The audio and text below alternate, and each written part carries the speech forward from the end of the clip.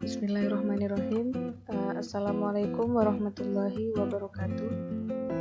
Pada kesempatan kali ini, saya akan menjelaskan tentang pengaruh pajak dan pengaruh subsidi. Oleh Anissa Sarifah, NIM 1930-105002, jurusan Tadris Matematika, semester 5. Untuk memenuhi tugas matematika ekonomi dengan dosen pengampu Ibunda Nolanari, SSI, MPD. Pembahasan kita yang pertama yaitu tentang keseimbangan pajak akibat pajak per unit. Pajak merupakan bagian penerimaan pemerintah yang dibebankan kepada produsen dan konsumen. Akibat adanya pajak, maka harga jual produk akan meningkat sesuai dengan hukum permintaan. Apabila harga naik, maka jumlah produk yang diminta akan menurun. Efek diberlakukannya pajak per unit produk adalah adanya perubahan pada beberapa hal. Yang pertama, menggeser kurva penawaran sejajar ke kiri atas. Kedua, membentuk harga dan kuantitas keseimbangan pasar yang baru, di mana harga setelah pajak akan meningkat dan kuantitas atau jumlah produk akan menurun. Yang ketiga, terdapat sejumlah penerimaan pemerintah dari pajak.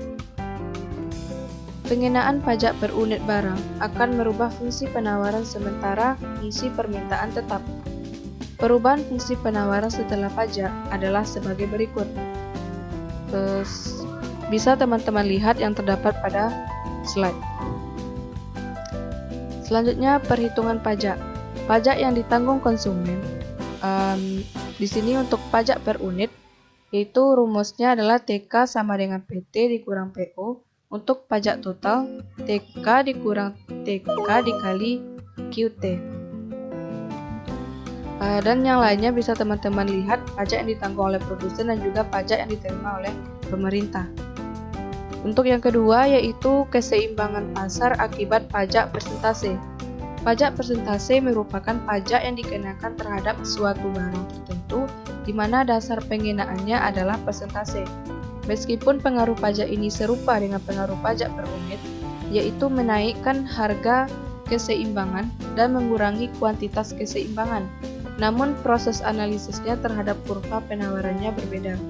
Efek dari pajak persentase ini mengakibatkan kurva penawaran setelah pajak persentase memiliki koefisien yang lebih besar daripada kurva penawaran sebelum pajak persentase.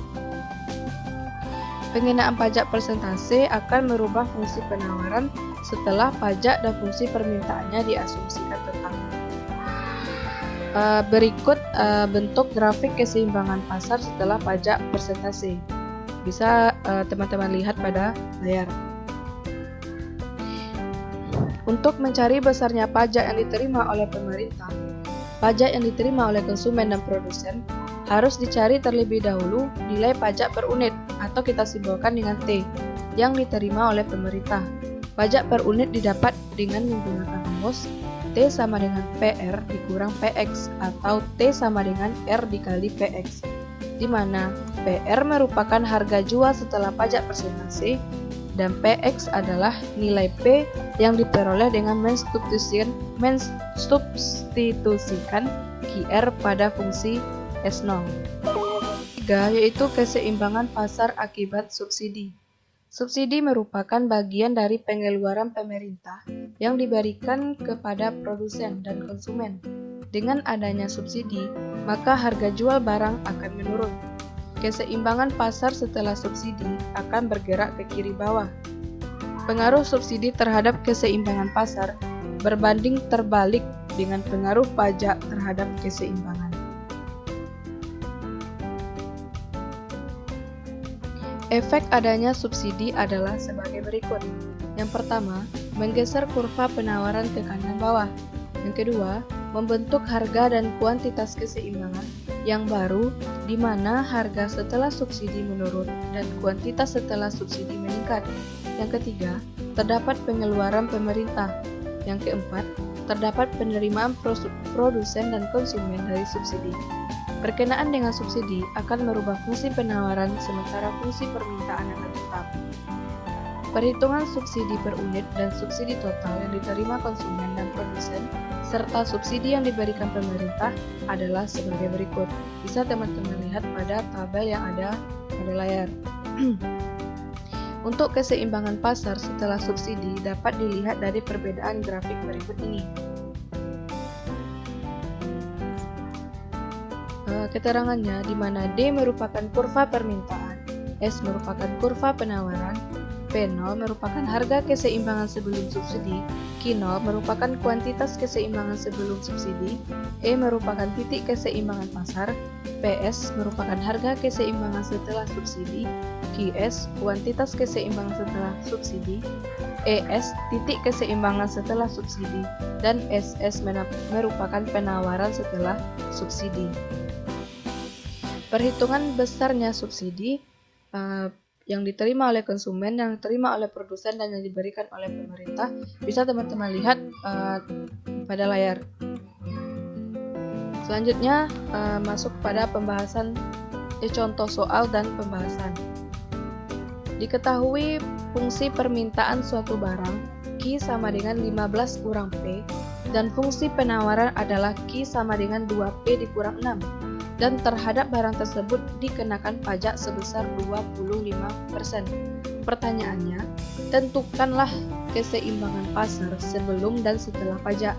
Yang kedua, tentukan nilai pajak per unit. Yang ketiga, besarnya pajak per unit dan pajak total yang ditanggung oleh konsumen. Keempat, besarnya pajak per unit dan pajak total yang ditanggung oleh produsen.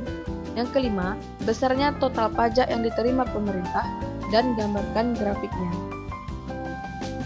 Untuk yang pertama, yaitu adalah keseimbangan pasar sebelum pajak. Diketahui di sini bahwa D sama dengan S. Lalu substitusikan persamaan dari kurva permintaan dan kurva penawaran, sehingga kita mendapatkan P bernilai 7, sedangkan Q itu bernilai 8. Jadi keseimbangan pasarnya adalah 8,7 sebelum pajak.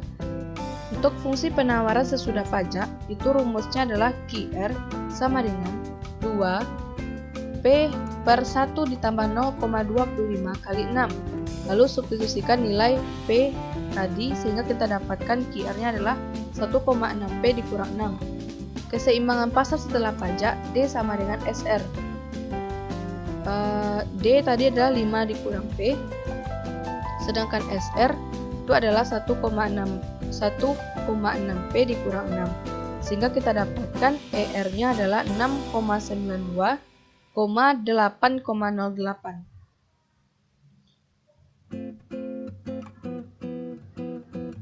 Untuk yang B itu adalah pajak per unit.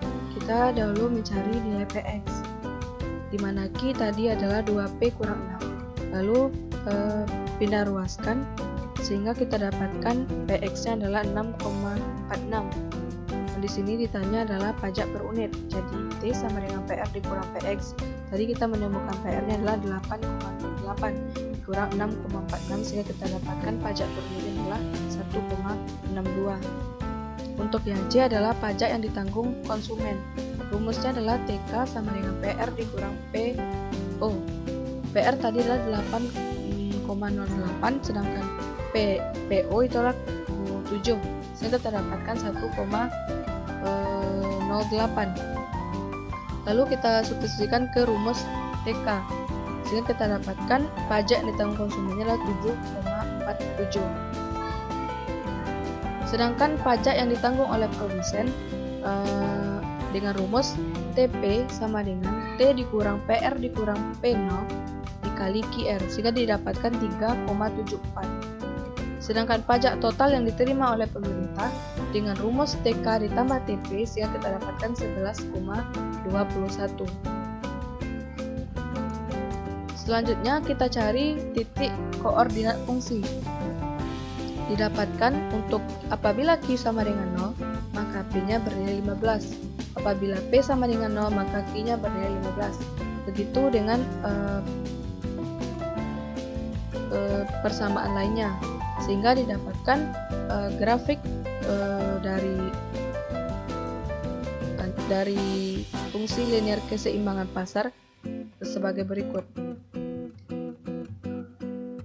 Mungkin hanya sekian pembahasan pengaruh pajak dan pengaruh subsidi dari saya. Apabila ada salah kata, saya mohon maaf. Saya sudah dengan Assalamualaikum warahmatullahi wabarakatuh.